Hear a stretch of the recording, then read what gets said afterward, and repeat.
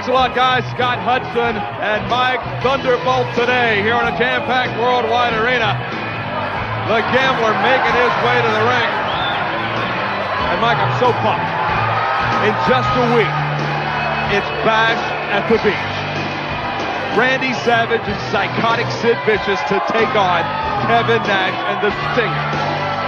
Well, as Thunderbolt used to say, you better call somebody and tell them about Bash at the Beach. You know. Roddy Piper, RP the VP, Vice President Piper, and the President Ric Flair.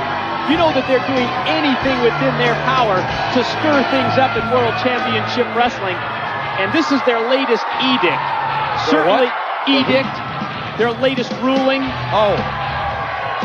Certainly there's friction between Sting and Kevin Nash. The world's heavyweight champion still does not know decisively who was behind the wheel of the Hummer. Who does? Sting denies it. But Kevin Nash does not trust Sting. However, Kevin Nash has to go into the ring at Bash at the Beach with Sting as his tag team partner.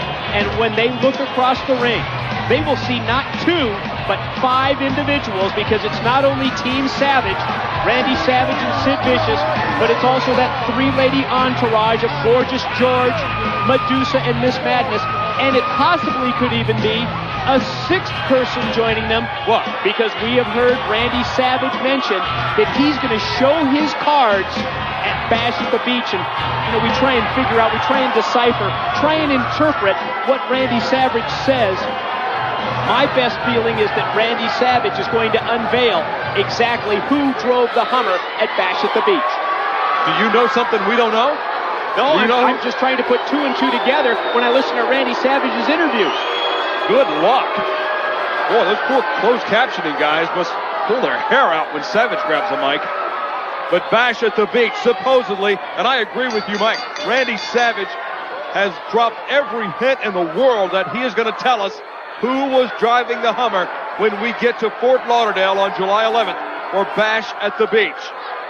That's going to be so unbelievable, and I got to think that Kevin Nash and Sting, that tag team is so volatile. Something is going to happen between Kevin Nash and Sting at Bash at the Beach. I just feel it in my gut. I don't think you can not trust your partner like Kevin Nash doesn't trust Sting and have that team work. Something's going to blow up in Fort Lauderdale. Certainly a very difficult situation when you go into a matchup knowing that on the surface you can't even trust your opponent. Maybe it's going to be a situation where Sting and Kevin Nash will have to work together to gain each other's trust. We'll find out July the 11th. The Gambler, a hip toss on Scotty Riggs. Oh, Scotty walked right into a full scoop and slam from the Gambler. The Gambler's a veteran. Let's not sell him short. Left arm clothesline from the Gambler. Lateral press, and Scotty Riggs out at 1. Well, the Gambler has been through the ring wars, but still giving away, I would say, in terms of experience, just in sheer number of matches that a wrestler has competed in, giving away an edge there to Scotty Riggs. A lot of people are talking about how former Flock members have taken their game to another level. Certainly the case with Kidman. Oh, yeah. Definitely the case with Perry Saturn. You can also make a case for Van Hammer. But what about Scotty Riggs? Is he going to be the next of the former Flock members to take it up another notch and prove themselves in World Championship Wrestling? Nice extension by Scotty Riggs, putting the boot right in the throat of the Gambler. And you talked about Saturn. Saturn gets a shot at gold at Bash at the Beach. He teams with the Canadian crippler, Chris Benoit. They have an opportunity to gain the World Tag Team Championship. They're in there with the triad with the East Coast attitude. Bam Bam Bigelow, Diamond Dallas Page, and Canyon. And do we know, is there any ruling about which 2 of those 3 are going to put the belts up at the pay-per-view? Well, of course not. Think back, Diamond Dallas Page and Bam Bam Bigelow formed that bond with Ric Flair, that association with the president of WCW. Here's a roll-up out of nowhere by the Gambler. Only a 2 count. Oh, close. One of the benefits of that association with Ric Flair is that they are allowed to use triad rules. And I'm not just talking about which 2 wrestlers are going to compete before the bout. Ric Flair is also allowing them to change on the fly during a tag match. Now, when was that announced? This is part of the deal between Ric Flair and the triad with the East Coast attitude, and you know that they're going to do everything within their power to flaunt that at Bash at the Beach. Oh, you know it. Deservedly so. Chris Benoit, Perry Saturn, former World Tag Team Champions. There's no question they deserve another shot. Certainly so. Hang on. The Gambler lateral press got a 2 count on Scotty Riggs. You know that Perry Saturn and Chris Benoit, as part of the revolution, you throw in Dean Malenko and Buff Bagwell. They want their shot. They feel they've been held back. Well, they're going to get their shot at Bash at the Beach.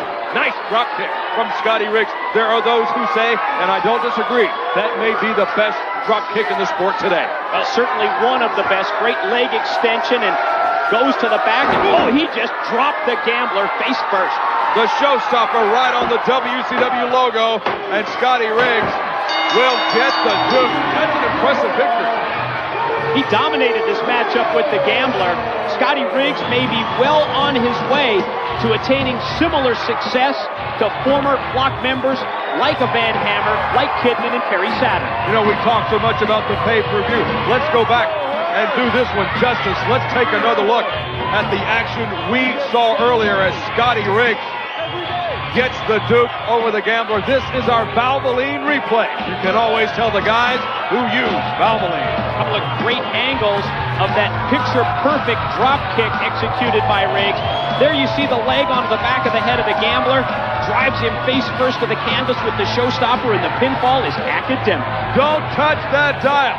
More WCW action and Larry Zbyszko golf tips still to come.